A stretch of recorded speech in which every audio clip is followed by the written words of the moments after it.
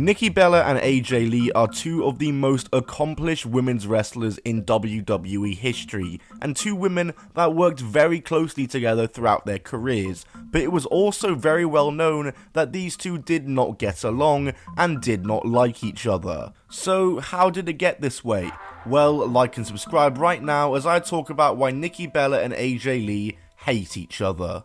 Nikki Bella's first exposure to the WWE was when her and her sister Brie auditioned for the WWE Divas Search in 2006, and while they didn't make the cut for the show, they were kept on WWE's radar, and they were signed to developmental deals in June of 2007, being assigned to FCW and given the ring names of Nikki Bella and Brie Bella, the Bella Twins. And with the help of their twin magic, they quickly rose up to the main roster in just over a year, with Brie Bella debuting on the August 29th 2008 SmackDown and Nikki Bella on the November 7th 2008 episode as their twin magic antics from previous weeks were being exposed. Throughout their time on SmackDown, the Bella Twins were mainly used as jobbers and often positioned as the romantic interests of other wrestlers on the roster. On April 15, 2009, the Bella Twins were drafted to Raw, before in June 2009 they were traded to ECW, and then they were traded back to Raw in October of 2009. WWE seemingly had no idea what to do with the Bellas in 2009, and once again during this year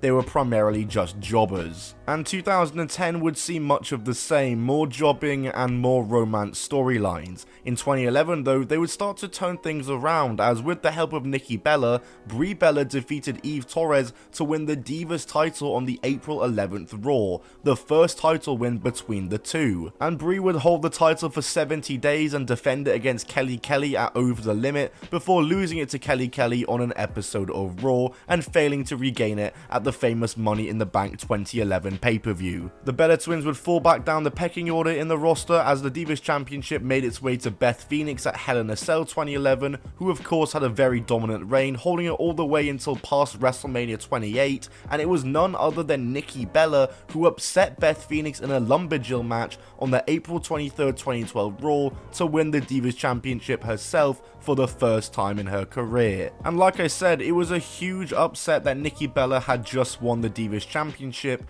but the Bellas now had gold once again. However, it wouldn't be for long. Nikki Bella and Beth Phoenix were rescheduled for a rematch for the title at Extreme Rules 2012, however Beth Phoenix was injured and unable to compete, and thus she was replaced by the returning Layla, who defeated Nikki Bella for the title, ending Nikki's reign at only 1 week long.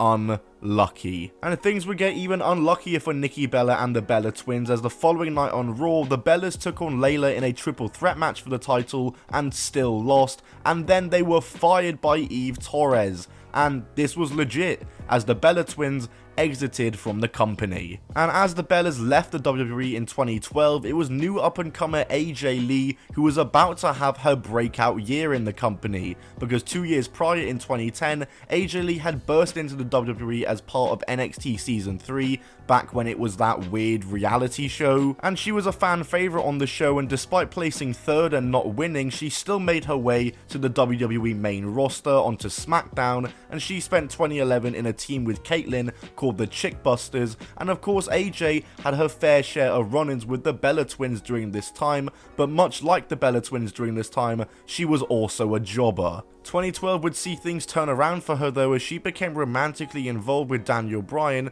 whilst he was the World Heavyweight Champion. This relationship would come to an end though when AJ Lee and Daniel Bryan's kiss cost him the world title in 18 seconds at WrestleMania. God, that's still so dreadful to this day. Like, imagine giving Bryan Danielson 18 seconds at WrestleMania, my god. But AJ Lee and Daniel Bryan would meet again only a few months later in a Love Square storyline, along with CM Punk and Kane, now with the WWE title involved, and of course CM Punk came out still champion, but AJ Lee and Daniel Bryan would end up together, and AJ Lee would say yes to marrying Daniel Bryan, with the wedding scheduled for the 1000th episode of Monday Night Raw. The wedding, of course, did not go as planned and ended with no marriage, and with AJ Lee becoming the Raw general manager. She only lasted a few months as Raw GM before becoming the new love interest of John Cena now. before she then turned on him at that year's TLC to start dating Dolph Ziggler. So yeah, a very eventful year for AJ Lee. But 2013 would be an even bigger year as two things would happen this year.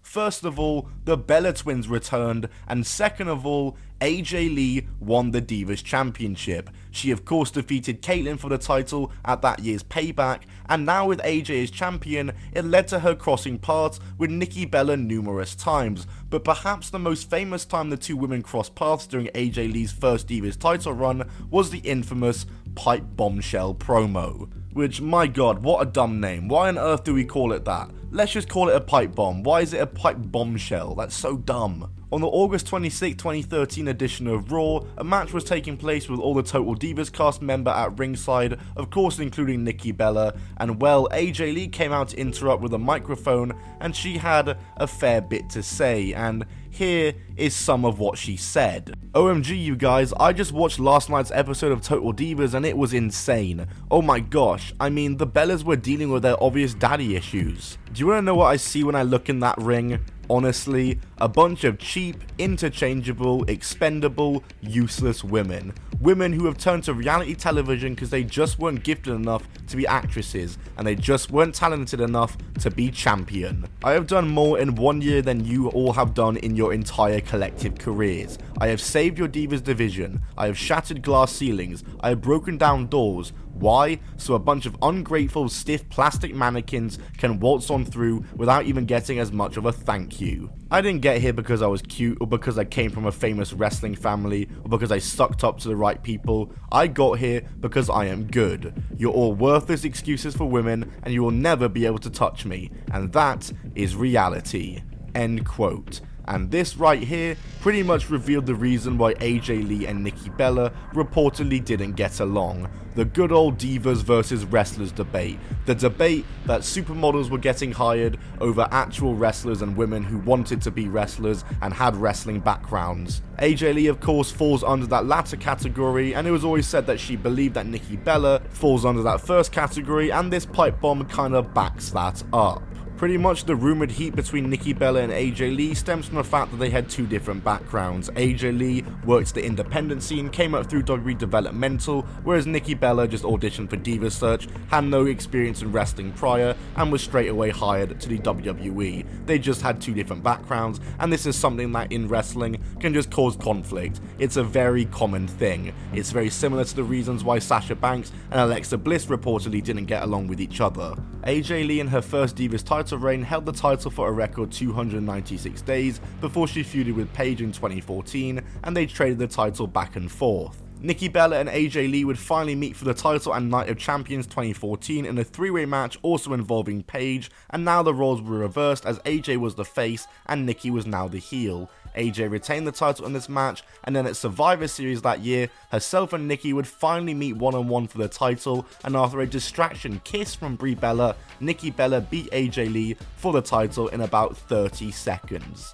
They had a rematch for the title the next month at TLC that got a bit more time, with Nikki retaining once again. AJ Lee would go off TV for a bit, but she'd return during WrestleMania season to end the feud with the Bellas, as herself and Paige defeated the Bella Twins at WrestleMania 32 in a tag team match, and AJ Lee retired from wrestling shortly after. Nikki Bella would continue to hold the Divas title, holding it for 301 days in the end, breaking AJ Lee's record title reign.